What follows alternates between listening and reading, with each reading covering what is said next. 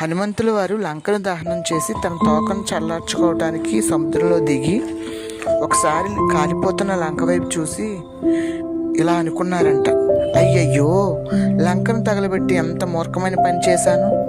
సీతమ్మ కూడా దగ్ధమైపోతేనో. నిగ్రహింపబడిన కోపం ఎటువంటిదో చూసావా? అంతకు మించిన మహా పాప లక్షణం జీవులకు వేరొకటి ఉండదు. ఎందుకంటే దానివల్ల వారు విచక్షణ శూన్యులై వ్యవహరిస్తారు. నిజానికి క్రుద్ధుడైన వాడు చేయనిది అననిది ఏముంటుంది? క్రోధ వివసుడైన వాడు తన గురువును, తల్లిదండ్రులను సైతం హత్య చేస్తాడు, మహాత్ములను అవమానిస్తాడు. తన క్రోధాన్ని నిగ్రహించుకోవడం నేర్చిన వ్యక్తియే నిజమైన మానవుడని పిలవదగ్గవాడు అని ఈ మాటలు హనుమంతుల వారు అన్నారు. హనుమంతుల వారిని దగ్గర అవ్వాలి అంటే మనం ఆయనకి ఏమి ఇవ్వడం కాదు, మనలోంచి ఏది వదిలేస్తే ఆయన మన దగ్గర అవుతాడో ఆయనే చెప్పారు.